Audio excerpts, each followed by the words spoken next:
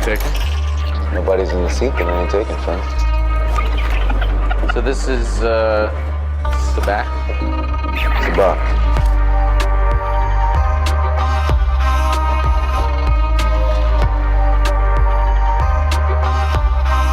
Yo, what is up? Welcome back to Sabacc the Block, the official First Cut Star Wars show. I am so excited to be back. I wanted to make sure and make a comeback with an amazing guest, and I believe I have that today. Joining us today is Mr. Brandon Hanna in the house. What is up, Brandon? Hey, thanks for that introduction. Yeah, no, I'm happy to be here, and thrilled to talk about Star Wars and a lot of exciting things coming down the pipeline and in the fandom. So yeah, I'm excited to have you. Obviously, man, I want to quickly tell everyone Brandon has a Star Wars podcast as well. Go ahead and briefly tell us about your Star Wars show, man. Yeah, I do a Star Wars podcast myself along with Frank Janish and Kevin Smets over at Scoundrels Inc. If you just type in Scoundrels Inc. on YouTube, Google Podcasts, Spotify, you'll find it, I'm sure. And go check us out. We just three buddies that love talking about Star Wars. So what's not to like?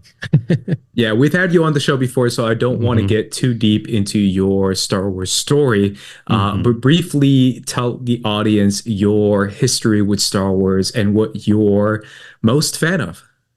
Yeah, I mean, I think like with most people, it all started, as a kid. I got a VHS tape with the special edition of Empire Strikes Back and never looked back. So, I was a kid when the prequels were coming out, and that anticipation and that excitement and all the cross promotional toys and cereal boxes. And I'm sure there were Pop-Tarts or something too that, it was like, if it had Star Wars on it, I needed to have it in my life. And so, big, prequel kid. But I love all Star Wars, original trilogy, sequel trilogy, the shows. I'm just a fan. Call me a shill, I guess. I don't care. I like what I like. So, Last thing we'll get to before we get to the Green Psylop, I want to ask about that. Let's talk about how do you feel about the Star Wars fandom right now, just in general? Do you feel like it's good vibes, bad vibes? It's definitely a bit of both. There's a lot of positivity. As always. But there's also a lot of negativity, and not everyone's always gonna like everything that comes out. Like Star Wars is like so vast and like diverse in the sense that there's so many different types of like films and TV shows and books and comics and types of storytelling styles that there's something out there for everyone. And I like what you like and don't like what you don't like, but I don't love it when people constantly complain when you look at a new post by like Disney or Lucasfilm about an upcoming project. It's all comments like Star Wars is dead and things like that. And I mean, it's not, right? Like we all love Star Wars. It has its fans. And I think we just got to learn to like, take advice from Rose Tico and celebrate the things that we love instead of crapping on the things that we hate. Yeah, that's one of my favorite lines in Star Wars. All right, guys, let's get right to it, starting with the Green Psylop. If you'd only had this little green Psylop. All right, our Green Psylop for today is obviously all about the Acolyte. The premiere was last week. We are now a couple days away from the Acolyte premiere for the rest of everyone else watching Star Wars. And I am obviously so excited, but I want to measure your excitement, Brandon. How are you feeling about the Acolyte? I mean, I'm really excited. This was a project that caught my attention, pretty early on when, they were announcing a lot of shows at once and, something dark side, possibly even Sith centric, revolving around the High Republic era. So it's like the closest on screen, that we've gotten to like the Old Republic days. And, this, I think the High Republic era has like ushered in a lot of like new excitement amongst like Star Wars fans. It's, something outside the Skywalker saga. And it's just like a totally different vibe. This is like the real height of the Jedi and what they were supposed to be. And I think that's just like really exciting to see. And of course, like I do hope to see like, you know, connections. Like obviously I'd love to see Yoda. He's still going to be really old, even though it's 100 years before Phantom Menace. Like the guy's still a Jedi master at this point. So I do love those connections, you know, call it fan service or whatever. But I love that with something like this, you can do both. You can have those connections and fan service while also telling a completely separate story. So yeah, I'm just really excited to see all that come together. And yeah, I mean, so far there's a lot of positive buzz around it. Have you seen all the promos, teasers, behind the scenes stuff? I think so, if not all of it, most of it. So yeah, obviously there's a lot of commotion about the lightsaber whip, which was something that was already introduced like in the novels and things like that. So, but that little like snippet we got of it, I think it looks cool. I mean, yeah, and I totally understand, you know, why maybe it's not something that would appear in like the Clone Wars, you know, maybe it's just a different era of, you know, what it means to be a Jedi. And, you know, there's different challenges that they face. And same reason why we see a lot more yellow lightsabers, I think, is another interesting topic in the High Republic. And I just think that is because the philosophy of the Jedi is different. And I, you know, like to think that the lightsaber color, you know, of your kyber crystal is tied to who you are as a person and as a Jedi. So I think that's another interesting element to it for sure. Yeah, I love yellow lightsaber is like it's something that I'm new to, but I'm part of that hive, the yellow lightsaber hive. Hashtag yellow lightsaber hive. But I love it. That's one of the most things. That's one of the things I'm most excited for. What's something else that you're really looking forward to in this show? Whoever that Sith or Dark Jedi or whatever with that sick mask with like the teeth or whatever you want to call it, Kylo Ren Jr. or Senior or the third, or I don't know, but no, it looks sick. Really excited for the murder mystery element revolving that, and possibly twins. We're getting a lot of, you know, people talking about, like, is Amanda Steinberg? What's that her name? She's so awesome. bad. She's awesome, Yeah, by the way. she's great. Yeah. She was in Bodies, right? Yeah. So yeah. The Hate You The Give. Hate You Give. Yeah. Yeah. Uh-huh. And I think also Rue in the Hunger Games, if I'm not mistaken. Oh yeah, she is Rue. Yeah, so she's great, and so everything, the whole mystery around her character, like, is she a twin? Is there like a good version and a bad, you know, version essentially? And I don't know. There's a lot of fun speculation there. That's one thing. I didn't comment on that, but Yeah. I haven't seen any promos, teasers. I only saw the first trailer.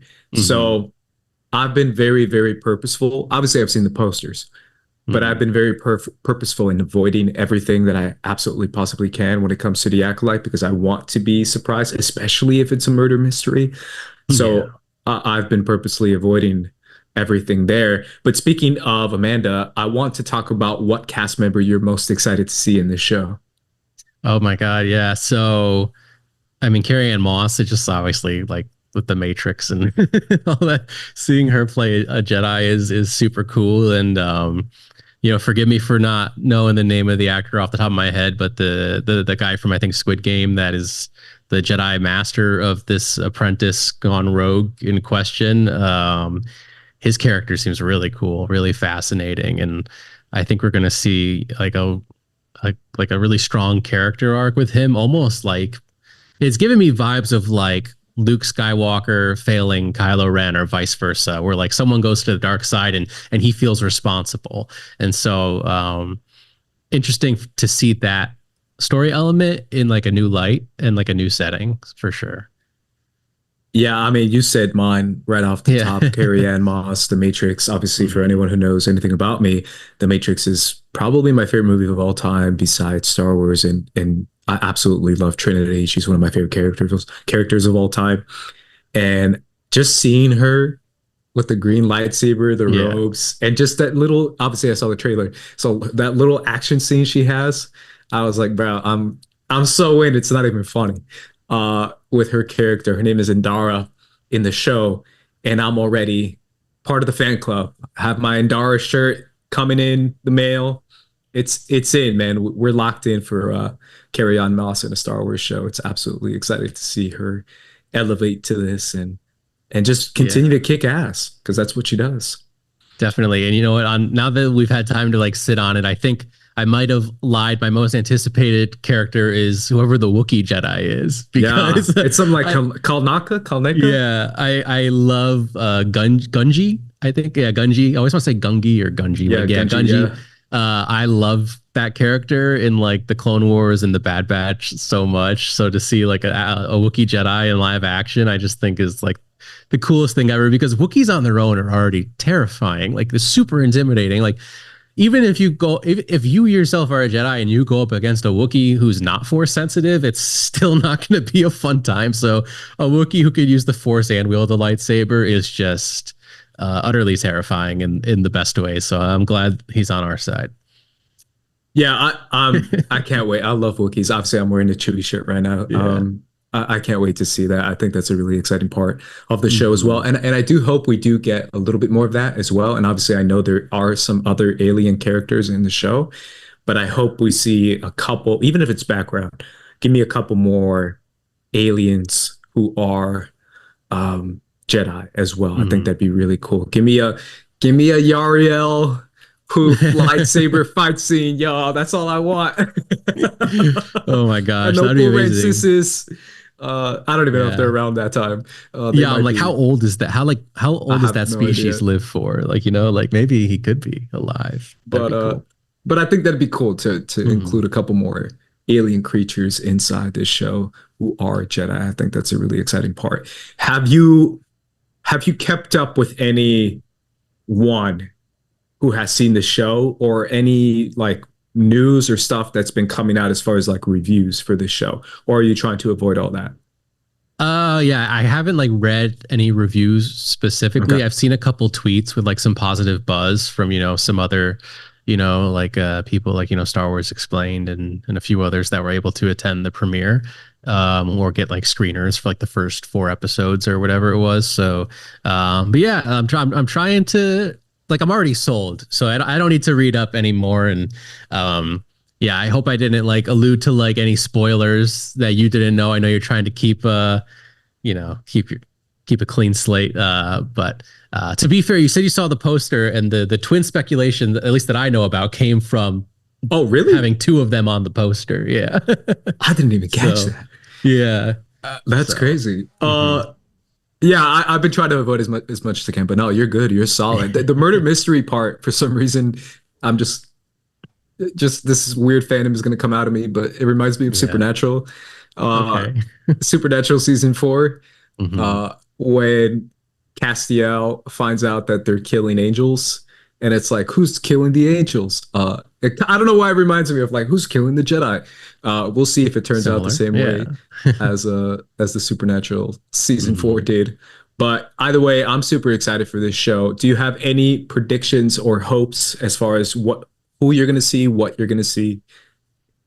I don't know. I think because there's, with the potential of there being a Sith in the show, there's been a lot of like conversation about like, oh, and Ki-Adi-Mundi says the Sith haven't been around for a millennium. What does that mean? Is that going to contradict canon? I'm interested to see, like, I know it's going to make sense by the time the show airs, but I'm interested to see like how that plays out. Is it going to be, they just brush it off as like, oh, that wasn't a Sith, that was just like a Force user who is evil?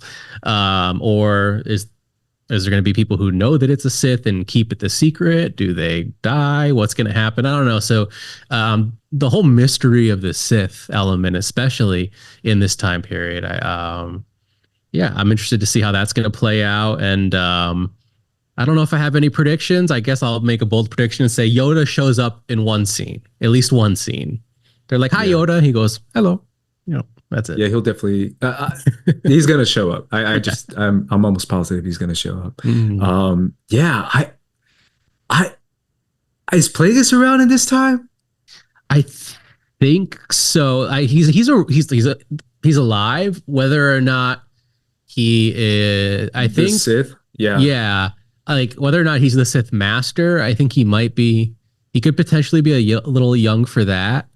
I don't know. Maybe it could be a situation with like Dooku and Ventress, where like maybe Plagueis is the official Sith apprentice as far as the rule of two goes, but he has like another secret apprentice who would maybe be more classified as like a Sith assassin or something, if you want to get really technical, but if you want to put a label on everything. But yeah, I don't know.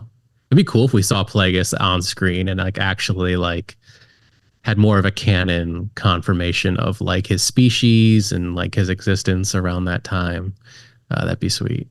Yeah, obviously, I don't think the novel is canon, No. but obviously the character is canon because he's spoken in the movie by Palpatine. Yeah. So personally, I would love that. I don't need it, but I would love it to see a Plagueis, even if it's at the very end of the season. I think that'd be really cool. And I know there's a lot of toxicity around that character, but if you just bypass all that and just cut the weeds and just get to who that character is, I think it'd be a lot of fun for Star Wars fans and for non-Star Wars fans to really enjoy learning about him, because obviously the species itself is really cool too. So I think that'd be a cool way to introduce that this version of a Sith that is not just a human, but this kind of species that looks really cool. So that would be my hope. Besides a Yoda appearance, I think that'd be really cool. So, all right, let's move on to Full Sabacc. Full Sabacc. And our Full Sabacc for this week is all about Star Wars animation. Brandon, obviously the reason why I'm talking about this is because the Bad Batch ended this year. So the first thing I want to do, Brandon, is do a Bad Batch memorial, your thoughts on the show as a whole, but specifically right now, your thoughts on the finale and how the show concluded. Yeah, you know, I guess thematically, storytelling wise, it ended in like a pretty, you know, strong place. That little bit of like a jump to the future, seeing like an older Hunter and Omega. I think it sets up a lot of potential storytelling opportunities for the future, and her like wanting to be like a pilot in the rebellion. I think there's a lot you can do there. I was a little bummed we didn't get like anything more regarding Tech. You know, we all thought he would come back in some way, shape, or form. And I don't know, maybe he's still out there, maybe he's really dead, but he was always the clone that I resonated the most with.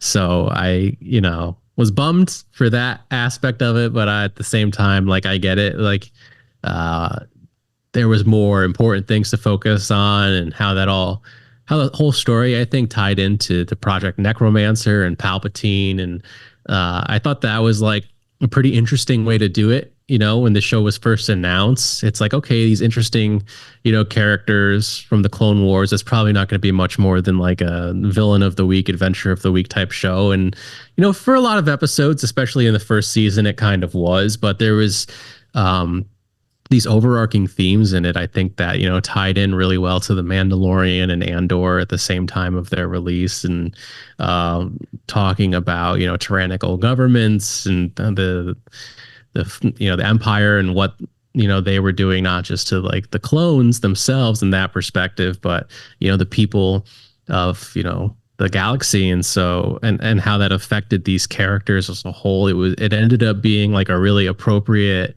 like avenue to like explore these ideas, especially with the importance of these characters, and with cloning in general, and of course cloning into Palpatine and all that stuff. And so yeah, overall I think it ended up being like a really, really great show. And the animation and music was spectacular throughout, which I think for me personally, you know, when Clone Wars was first airing, I was never really into it, you know, younger. And I think just the animation style of these shows getting stronger and stronger.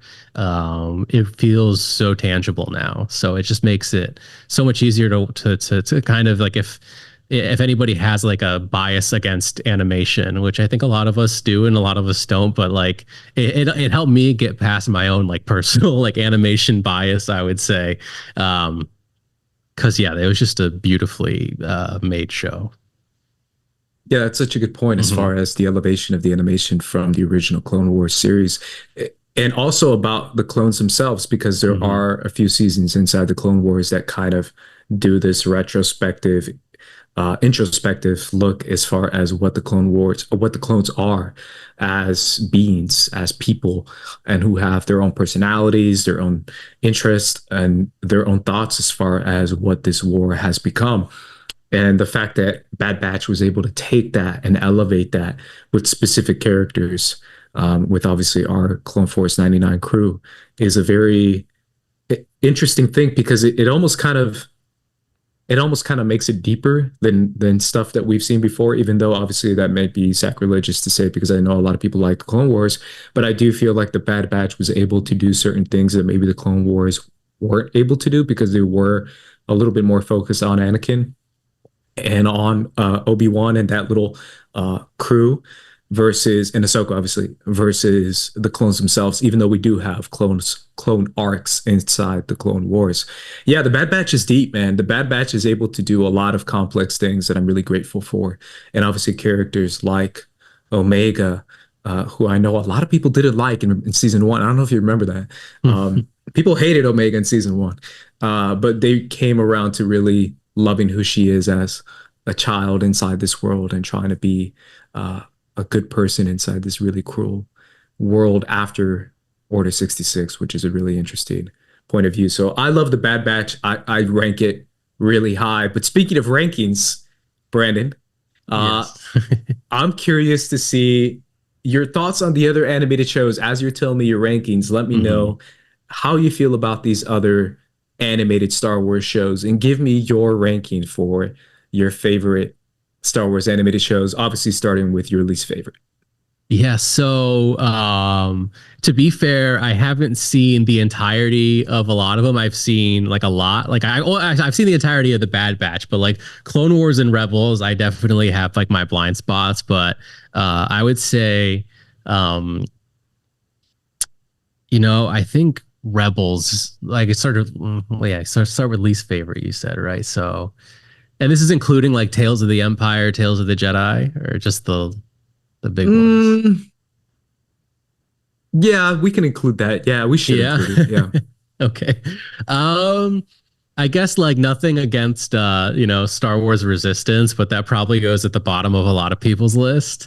I really like some of like the elements of it, and like being something closer to the sequel trilogy, is an era we don't see a lot of yet. But it's just, we see a lot of this in the Mandalorian too, just the negligence and of the New Republic government that allows the First Order to rise is hard to watch sometimes. But I think I would say Tales of the Empire, Tales of the Jedi, I really liked, and of course they're new and they're like beautiful animation style. But I'll put them next just because above that, I think Clone Wars, what it was able to do for the Star Wars fandom, just in general, it deserves like a higher spot above that, just because of the way it gave people a bigger appreciation for the prequel trilogy, and you get to see that brotherhood between Anakin and Obi-Wan really fleshed out for a bigger payoff when you do watch Revenge of the Sith.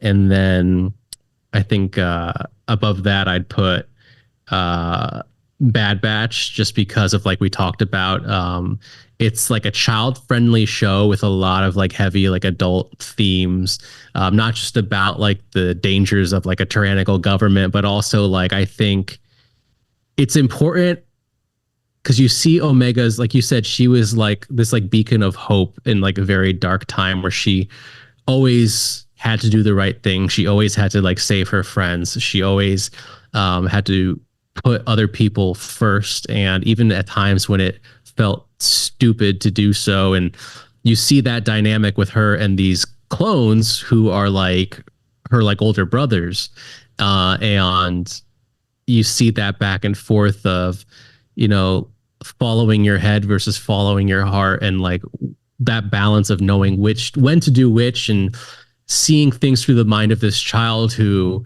is actually right in a lot of cases. And I think that's just like it's an important subject matter for like adults who maybe like kind of lose that like way of thinking and need to be reminded of kind of like that hope of a child in like difficult times. So I thought that was like, that really resonated with me, especially like, you know, transitioning like into my 30s this past year, and like coming to terms with the realization where it's like, oh, I'm an adult. I have to, own up to that, but not lose sight of, the kid that I was when I first started watching Star Wars. So, and then that leaves, I think Rebels on top. I don't think I missed anything else, but Visions? Visions. I haven't seen a lot of Visions. So it's hard for me to place that, if I could be honest. Okay. Yeah, and I think especially like with the anthology element, I'm sure. Yeah, so I'll leave that one out of my list if that's okay. But Rebels, I think I'd put number one just because I think those characters and the storytelling and how that sets up like the Ahsoka show and the Mandalorian and just. I think that was really, I think, a time where we were introduced to these new characters post like the Disney acquisition, not the sequel trilogy. That is these people that you can really like resonate with, and it's just this whole like theme of like found family. I think is like really important as well. So yeah. My list is very similar. I'll also put Resistance at the bottom. I apologize. Obviously, you're looking at the biggest sequel fan probably on the planet. And yet, even I'm like, all right, if I was 6, I'd love this. But I'm not.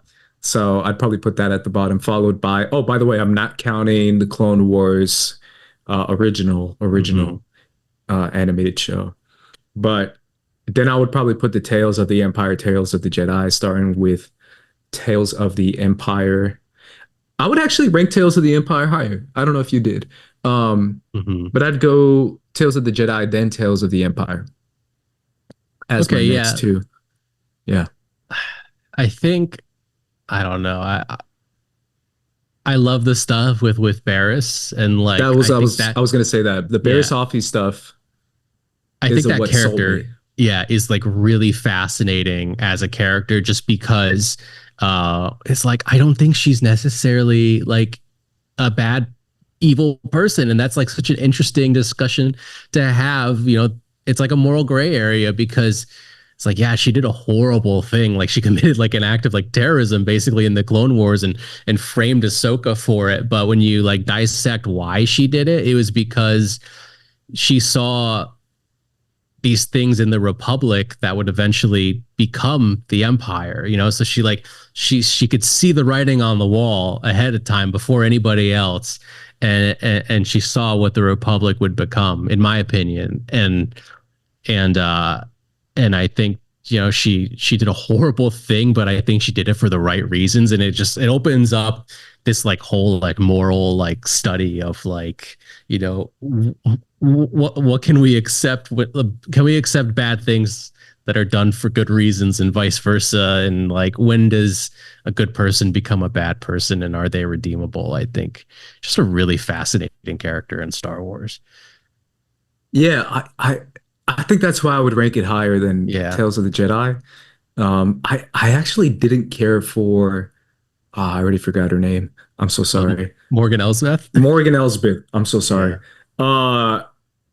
I didn't care for it that much. I think I liked one episode out of those 3, and yet the Barriss Offee stuff was so strong for me personally, especially the last episode, that it elevated the entire season within itself. Versus the first season, that's a little bit more inconsistent to me, where I was like, oh, that's a good Dooku episode, and then everything else is okay. So I'd probably go Tales of the Empire, and then above that, I would go Clone Wars. Then I would go Bad Batch, then Visions, then Rebels. Obviously, for anyone who doesn't read my reviews on Visions, I love Visions. I think it's absolutely perfect Star Wars. But I also feel like Rebels is perfect Star Wars. And Rebels is obviously, I always say this every time I'm ranking shows. I rank Rebels as my favorite Star Wars show, period. above Andor, above Mandalorian, above all the live action shows, above every show for just doing shows. Because to me, Rebels has that 4 seasons of these characters versus something like an Obi-Wan who has 1 season, or an Andor who has 1 season, or a Mandalorian who has 3 seasons and the third one not being great, in my opinion. So to me, Rebels is the most consistent, most Star Wars project ever made, if that makes sense. It has the perfect combination of everything inside a Star Wars project, inside a series that lets itself breathe with 4 seasons. And I don't think you disagree with me because you put it number one as well. And also the characters, man. These are timeless characters that are really going to live up to the Star Wars legacy that we're already seeing with Sabine being in Galaxy's Edge and stuff like that. So what is it about Rebels, man, that everyone just keeps catering to? I think it's just like, it's the characters, I think, is a lot of it. It's like, in a way, the original trilogy had like its kind of like crew with like Han, Luke, and Leia, and R2D2, and C-3PO, and Chewbacca.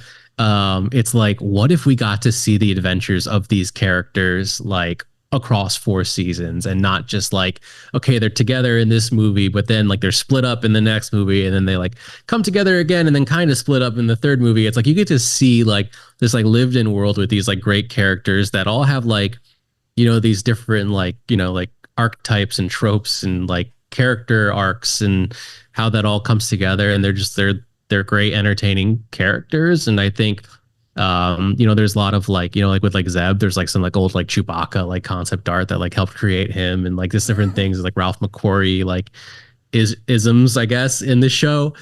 So it's like, I just think it's like it feels like everything like George Lucas would have done if he could have made like an animated Star Wars shows in like the 70s, you know, like it really feels like just like true to its DNA, that like this is what a lot of people love about Star Wars, and the fight against the Empire and the timeline, and how it does like interweave with like storylines from Clone Wars, and so you kind of get that carryover from that fan base as well. So yeah.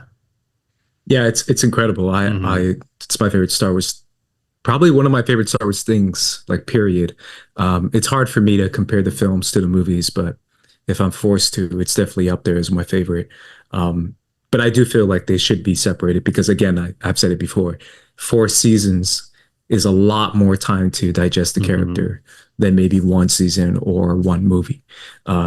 So shout out to Rebels for being able to do that to us. How do you feel about this transition now that we're experiencing, and we're kind of seeing it happen right now with these characters being transported into live action and kind of taking over live action projects completely? How do you feel about that? I think it is really cool to see, like, to get a feeling for, like, you can almost like picture Rebels in live action by seeing these characters like in Ahsoka, you know, like coming together. And I like it, you know. Obviously there's like certain instances where it's like, oh man, I really wish like the person who did the voice could have played the live action, but I understand like why they made their choices. But then there's like times where we get to see people like Lars Mikkelsen come back as Thrawn, and you know, it's just like that stuff like that is like really cool to see. And so yeah, I don't know, I dig it, I guess. Yeah, it's hard. For me personally, it's hard. Not because I don't like the actors or I don't like the idea of it, because the idea of it is it comes from a place of like, it comes from a place of reverence towards the original, right? Yeah. But at the same time, it cannot be denied that there are a huge portion of the fan base that will not ever watch Rebels because it is animated, and who are just getting to know these characters through the live action series right now, and who will watch any live action Star Wars show, but won't watch the animated shows. I'm going back to the same conversation I had with RB3 about Avatar: The Last Airbender. It's hard because I just love the animated show, and I love the animated characters so much that I feel like the transference over to live action at times feels like it doesn't want to acknowledge the animated medium and what that's able to do.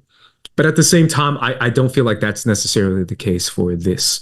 I wouldn't compare Ahsoka to Avatar: The Last Airbender live action Netflix, because to me Ahsoka is a much more high quality show personally, and I feel like the reverence towards characters like Sabine and like Hera and like Ezra, even though we only see him for 2 episodes, is much higher than what we saw in that show, for example. To just nitpick a show, I obviously don't want to draw too much hate towards that show. It's fine if you liked it.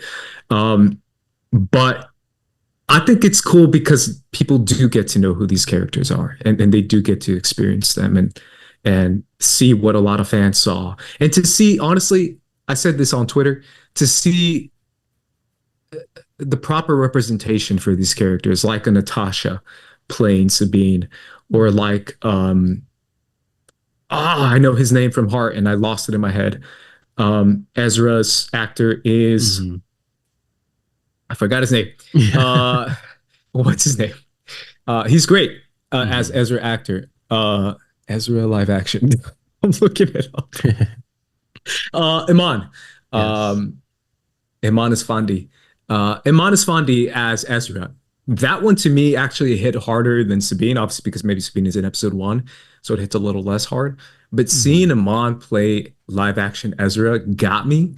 And because part of it was because it does look so much like a real take on what a live action Ezra would look like, having that kind of Middle Eastern look to him was cool. I don't think we've ever seen a Jedi like that.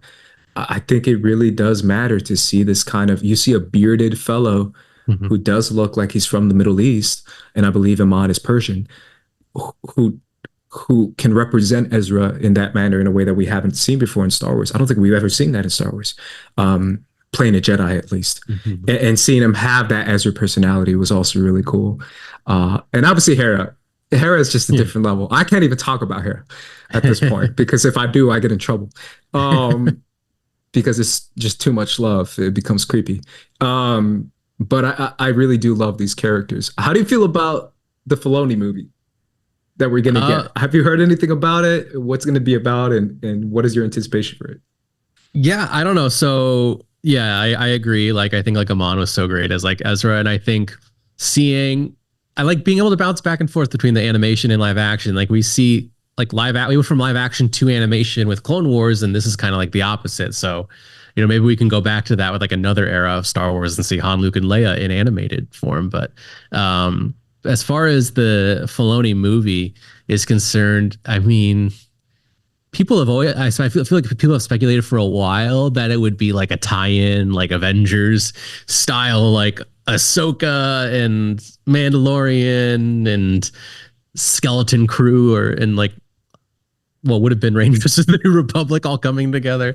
So I think, you know, I think it will have to do with the threat of Grand Admiral Thrawn and like addressing that, and having that kind of be like the New Republic thinking, okay, we finally defeated the Empire, like they're gone for good. And so yeah, I think my hope would be for them to have like Han, Luke, and Leia in the movie, and just played by, you know, like different actors. Like find someone for Luke, bring back Alden for Han, and you know, you could have Billy Lord come in and play Leia. Like I think like why not? I mean, we see Genevieve O'Reilly play Mon Mothma both before and after Return of the Jedi, so there's like an actor switch timeline wise with that. So I feel like you could do it again. Why not at this point? Like as long as it's done well, I don't see the problem. Is that Avengers TV show thing, did that come internally from the, I believe it was it London when they announced it? Did that come from Star Wars Celebration when they announced it, or was that some speculation? Yeah, I don't know. I just remember like speculating. Yeah. I could have sworn that was like, they said it was going to be a tie-in for the TV shows. I don't know who said it, but it feels like someone from Lucasfilm told us that. Yeah. It might not be true, obviously, but That's what I imagine is happening Mhm. inside the movie, the Filoni movie. Now that we're talking about it, that Thrawn is the main villain. This is the culmination of all the TV shows, of The Mandalorian, of Ahsoka, of all these characters that we've been introduced to. And it's going to end inside this movie, and it's going to be this big, epic Avengers Endgame conclusion. And I Mhm. can't lie, Brandon. The first time I heard that, I was like, I'm out. I don't like that. It sounds too cheesy. It sounds too like corporate money grabby to me. Yeah. But the more I thought about it, and the more I thought about, well, Ezra comes in, does some cool stuff. Sabine comes in, does some cool stuff. Everyone's doing cool stuff. And then Mandalorian shows up, Grogu's here. Like for a second, I was like, this kind of sounds awesome. Like Hera's flying around doing some crazy stuff in her ship. And then at the last second, Luke Skywalker out of nowhere shows up and he does some epic thing. And I don't know. Just the more I thought about it, the more I was like, I'm in. I'm locked in. I don't care if Mhm. it is kind of cheesy and it is kind of like fan servicey, but to me, it would be exciting. I actually want to ask someone who's not really into that. RB3, I don't know. Would you be interested in watching a Avengers mashup style of the Star Wars TV shows? It would really have to it would really have to feel special. You know what I mean? Like, because Yeah. I think and they have to feel organic too, you know. I don't know if I want to see them Avenger style, like they team up, but I wouldn't mind going from like planet to planet and seeing all these different characters pop up. But I ain't gonna lie though, part of me thinks the studio executive hat comes on. You know, has there ever been a TV show to movie adaptation that works besides Mission Impossible? Like Mission Impossible is like basically a cultural staple as a TV show, but that's the only one. Fall Guy didn't work. Man, TV shows don't work, so I don't know. Yeah, I don't know either. And obviously, we can speculate all day. I'm excited for it, Brandon, and I really hope it does deliver whenever it does come out. Let's quickly go to the Force flashback for today, which is all about the Star Wars prequels. I want to do a quick memory bank style, like let's go back inside your brain for what is your prequels experience, Brandon? What is my prequels experience just in general? Yeah. Like how did you first get introduced to it, watching it, whether it was in theaters or afterwards, and what is your relationship with it now? Yeah, so I think Phantom Menace was out in theaters. I think like a family friend like took me to go see it. Like I got like a Darth Maul action figure, and like that was my first exposure to it. I think I like wore out the VHS tapes and the DVDs for it like a million times. And I remember like after that, like talking to my friends about like, oh my gosh, episode 2, when's that going to come out? And, you know, back then, especially like being a kid with like limited access to like the internet, it's like, you have no idea when this stuff is coming out. And so I think I just like one day I went to go see like a movie, and one of the trailers before it was Attack of the Clones. And I was like, oh my gosh, it's here, like it's real. And so a lot of memories of Attack of the Clones. Like I said, like eating the Attack of the Clones cereal with like Jango Fett on the box. I had that cereal. I had it. Yeah, and getting like the little light up like lightsaber spoons and things like that. And so like, yeah, for me, like culturally, like Attack of the Clones was like a huge moment. And then Revenge of the Sith, obviously, like I had to go. I was finally like at an age where I'm like, I have to go to like the midnight showing for this. I have to see it right away. I saw it like 3 times opening weekend. It was like, yeah, so it was like definitely like a huge part of my life. I still have like the DVDs from when I was a kid that I would watch all the time. And playing the video games. I have it on my PS4 right now, the Star Wars Bounty Hunter game with Jango Fett. I had that one too. Jango Fett is like my boy. I like him even more than Boba. So Jango Fett, that's it. When you grow up with the prequels, there's something about Jango. I had the Jango action figure, the like 12-inch action figure. I still have it. It's somewhere around here. And then I had the Jango Fett Lego that cost like a bunch of money. And then just Jango Fett in general. I had the Slave One, the Jango Fett version. I believe it was like 24 inches or something like that. But all that stuff about Jango, to me, I was just like, this is a dude who keeps up with Obi-Wan in a fight. Like, he's a legend. Like, if you last in a fist fight with Obi-Wan, like, you're crazy. So I love Jango as a kid. Is there a all-time favorite scene inside the prequels? Wow. It's tough to say. Like, you just mentioned that fight scene with Obi-Wan and Jango Fett. Like, I rewatched Attack of the Clones alone just for that scene. Yes. And the transition into space with the seismic charges making the coolest Star Wars sound like in history. That's great. Like, obviously, like the arena battle and like seeing Yoda use a lightsaber for the first time. Of course, that's super cool when you're a kid. Yeah, wow. I don't know if I could like pick like a favorite. Obviously, Revenge of the Sith is just like nonstop action from like start to finish. Movie's got like 5 lightsaber fights in it. I remember like counting when I was a kid. It'd be like 5. Oh my god, that's crazy. This movie is the best thing ever. So yeah, I don't know. That's a good question. I don't know if I could pick a favorite moment. I'll have to like think about it. What about you? I mean, I have to go back to the original, which is The Phantom Menace, and just watching that in theaters for the first time ever, being my first midnight showing ever. First movie that, I saw at that time, and it was actual midnight showing, and it was incredible. Watching Darth Maul come out with the doors opening on Naboo for the first time and hearing the score for Duel of the Fates is the greatest moment of my life. That's probably it. That's probably my favorite scene ever. And then the whole fight scene is just incredible. Just meeting Darth Maul, to me, I felt like I was just being transported to a different world and being transported to an amount of love that I've never felt before in my life. And then I quickly lost him. And I remember it hurting so bad. I was so mad. I was like, how'd you just kill him? He was the coolest guy I've ever met. So that's probably my favorite for sure. Do you have a favorite line? A quote? Oh man. I mean, well, like there was a time where I had like Revenge of the Sith completely memorized from start to finish. I could still quote the whole like interaction between Anakin and Obi-Wan on Mustafar. I think a lot of us can, like word for word. I was gonna say that's probably mine. Some like dumb ones that I love quoting all the time. Like it's just like Obi-Wan like talking to Jar Jar on like Naboo for the first time, and he's like, "You and the Naboo form a symbiotic circle. You must understand." It's like talking to Boss Nass and like, yeah. Oh, that's like what you use on a daily basis? Like all the time. I don't know why I say like.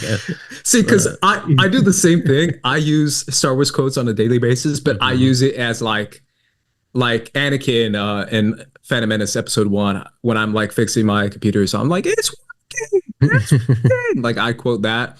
That's or classic, or if I like mess something up, I'm like, wait a minute, we're smarter than this. Like I say that to myself.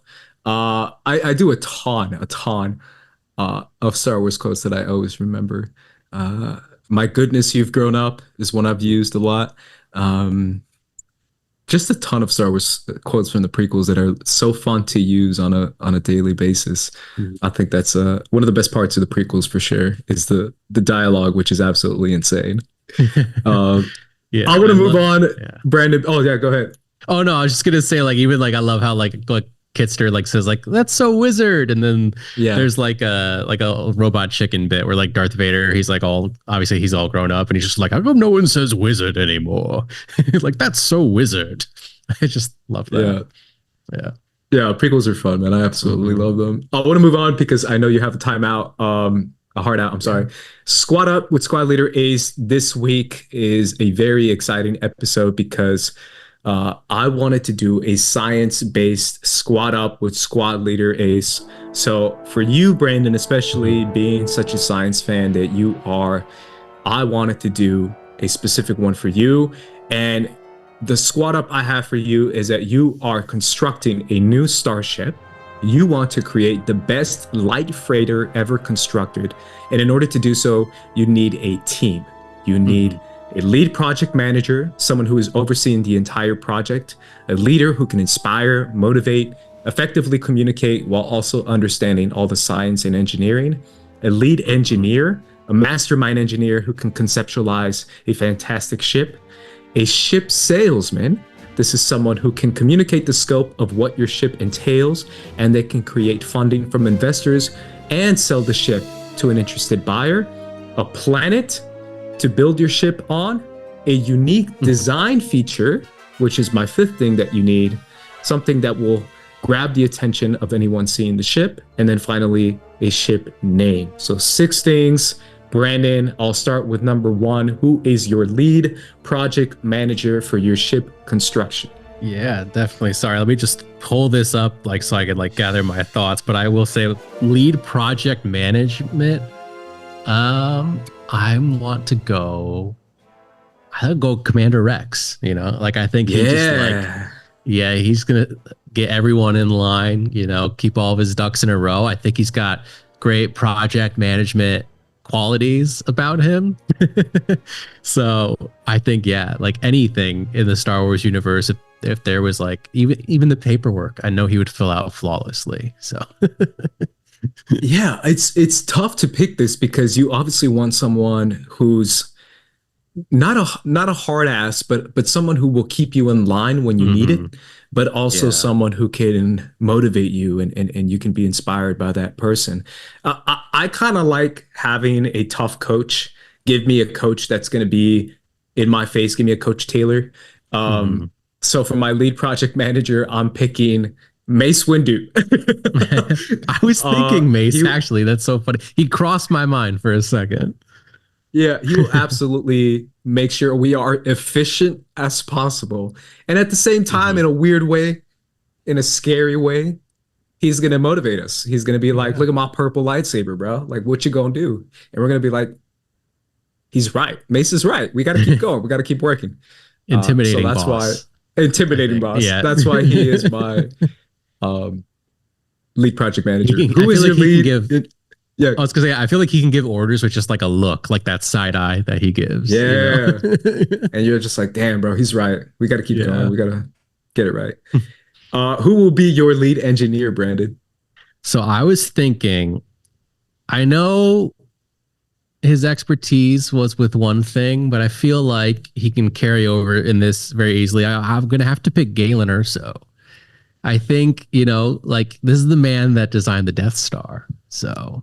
If he can do that, this should be no problem for him. I know it's weapons of mass destruction versus a cool ship is 2 completely different things, but I know he has the scientific knowledge and skills to back it up. So that's my pick. That's a good one. I definitely considered Galen. I was going to call him Jalen. I definitely considered Galen for sure because he's considered one of the smartest people in Star Wars, and he has that kind of engineering expertise for sure. I'm picking someone kind of outside the box. Obviously, not someone known for being an engineer, and she's kind of my go-to answer for anything, to be honest. But she definitely knows ships, and that is Hera Syndulla. I'm picking Hera as my lead engineer. She will make sure that everything is in check, everything is efficient, everything is running absolutely perfect inside her ship. So that's why I want her as my top engineer. Who is going to be your ship salesman, Brandon? Yeah, so Hera definitely crossed my mind for both project manager and lead engineer, but I was like, she could probably do either one flawlessly, but I had to go with Galen. Ship salesman, this is a funny one because I was thinking Qui-Gon, he's someone who's been on diplomatic missions and he can do Jedi mind tricks to convince you you will buy more units and things like that. But I'm gonna go with it sounds like a ridiculous answer in Jar Jar Binks, but he is the one who proposed they give emergency powers to the Supreme Chancellor, and everyone agreed with him. They were chanting his name in that Senate, Jar Jar Binks, Jar Jar Binks. I think he's got a little bit of swag and personality to him. He's charming. And I think, he could sell you something that you don't even want if he just, gets to know you a little bit, butters you up, Jar Jar Binks. Damn, man. Damn. I don't know. I mean, you're definitely going to need a lot of convincing on a lot of people's parts. But you're right. He can maybe He's give likable. He's friendly. a good speech and Yeah. treat you with respect. He's got He'll be the politics kind-hearted one. experience. Yeah. Yeah, I feel that. I can go with Jar Jar. There's two obvious ones to me, and they're both intertwined. It's hard to pick which one, but I think I'm going to go with Han Solo. Okay. I could also pick Lando because I feel like either one of them would be really good at talking you into stuff. But there's something about Han that I just feel like he can be like, man, you need this. I'm telling you, this is the perfect ship for you. And like he can just look you in the eye and just really tell you stuff. He's a good talker. He knows ships really well. He knows engineering really well. So I just feel like Han has it in him to sell anything. So why not sell this ship? I agree. So yeah, I think it'd be perfect. Yeah, he's a smooth talker. He knows how to embellish. Let's not forget in Solo when he was like, "This is the ship that made the Kessel run on 12 parsecs," and then like Chewie's like, "No, it was not 12 parsecs." He's like, "It is if you round down." So he knows when to embellish. Yep. That's why he's mine for sure. Number 4, the planet. What planet are you picking to construct on? I think speaking, I guess might depend on the era. I don't know, but speaking of Han Solo, I think I want to go with Corellia. I think it's just like a big ship junkyard. I mean, that's there. The materials that you need are already there. You just got to know how to source them, So I just think financially, probably a good call. Yeah, I feel like Corellia is like that. That's obviously the go-to planet. That's the number one shipbuilding planet in the galaxy. It's tough to top that, man, because it really is an industrial planet that really just wants to build ships. That's what they're good at, and that's what they want to do. But at the same time, I feel like if I pick a planet that has a lot of people in it, a lot of resources, a lot of people who know their way around shipbuilding and know their way around mechanics and engineering, and I'm picking Coruscant. Okay. No other planet than Coruscant is going to give me more manpower, more resources, more close to investors. Rich people are going to be living there. Let him know how the project's going. And at the same time, I have people like the Martez sisters. I have people all over the planet who are just like Mexican mechanics. Just everywhere, just like LA, bro. Every when it's Canita, you see a Mexican mechanic and he's like, yo, I can fix your car, bro. I got you, fam. So just like my Martez girls, my fellow Mexican Star Wars girls, I feel like those type of people can help me build my perfect ship, my fellow Mexicans inside of Star Wars, because everyone knows Star Wars has Mexicans in it. And they do. They have a lot of them. And they're probably on Coruscant. So shout out to my fellow girls and my people who are going to help me. Definitely. I think another sleeper pick would have to be Geonosis, just because of like, these are the guys responsible for the Death Star pretty much, True. Like they look like a bunch of flying insects, but they know their way around a spaceship, these guys. True. And there's a lot of them. They can build quite a bit, or there were a lot of them. Finally, two more. Unique design feature.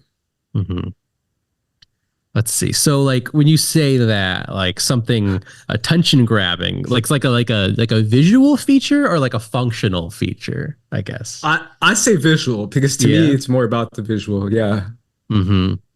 I think this is like stupid, but like how like old like World War II airplanes had they have like the teeth painted on like the front, so it like looks like a shark? dragon or something, or like a shark or a bulldog, like something like that, maybe something intimidating that like shows like if I come across any space pirates, they know I mean business. That's dope. I love that. Yeah, I don't even know what to do. Why not just add like 4 more wings? So it almost kind of looks like a sun. Okay. Where you see the 2 wings on the side, and then there's 2 more up here, and then 2 more at the bottom. 4 more wings up there, and then the engines the turbo engines have elongated kind of cylinder type style where they're kind of poking out of the ship, where it almost looks like it gives you more speed when in reality probably functionally doesn't. But if I show that to people, they would just be lining up to buy my ship with those with that feature, and it'll convince them to buy this ship that looks like a giant star or something. Yeah. So finally, a name. Brandon, what are you going to name this ship? Oh, that's I think like the toughest thing to do. I'm gonna have to just go, with I don't know if you can see my cat in frame. You might be cut off on the feed here, but his name is Clementine, so I'm gonna name it after him. Clem for short. So he shares a name with Cassian Andor's dad, and he was a great man, So Are you gonna tell people this story every time you sell them the ship, or every time you tell them about the ship? You have to tell them about your cat or your loth cat, I guess, inside the Star Wars universe. Yeah, there you go. And maybe that's like the painting on the front with like the teeth. It's his smile, Yeah. Yeah. All right. I'm just spitballing here. My ship, since I'm making it look like the sun, I'll paint it gold. It'll be called Gold Power. I'll just pick the Goldust. Goldust is the character from the WWE, but that would be too much. Goldfinger would be too much as well. As long as you have Gold Leader as your pilot. Yeah, Gold Leader is my pilot. Flying my ship called the Gold Power, and it'll be the most epic ship ever built. Brandon, briefly run us through your final 6 things. So your lead project manager for your ship is? That would be Captain Rex. Lead engineer? That would be Galen Urso. Salesman? The amazing Senator Jar Jar Binks. Your planet? Planet Corellia. And your unique design feature? A smile teeth of my cat's meow, growl, I don't know, hiss on the front. And of course, the name of this ship is named after him, Clementine. And for mine, I have my lead project manager is Mace Windu. My lead engineer is Harrison Dula. My ship salesman is Han Solo. My planet is Coruscant. My unique design feature is extra wings and elongated turbo engines. And then finally, my name is Gold Power. Everyone's going to be convinced this is the best ship ever. So, Brandon, thank you so much for coming on Sabacc the Block. I hope you had fun, man. We had a blast having you on the show. Where can everyone find you? Yeah, I did. Thank you for having me on. You could find me on Twitter /X, and I think TikTok at Brandon on Sci, and then on Instagram I'm Brandon on Science. They allowed me to get the full word in on Instagram and my handle, so Brandon on Science over there. And you can find me on YouTube. Just search my name, Brandon Hanna, Film Physics. I do cool film related science videos over there, and of course over at Scoundrels Inc. on YouTube and anywhere podcasts are sold. Thanks so much for coming on, man. We appreciate it. Make sure you follow Brandon on all his socials over there. You can follow me at Squad Leader Ace, RB3. Follow me on at Twitter, Director Instagram, RB3. You got it. Yeah, Twitter, Instagram at Director RB3. And obviously follow us right here at First Cut if you haven't done so already. Make sure to subscribe to First Cut if you haven't done so. And for the Sabacc the Block crew, we're going to be peacing out. So peace, deuces.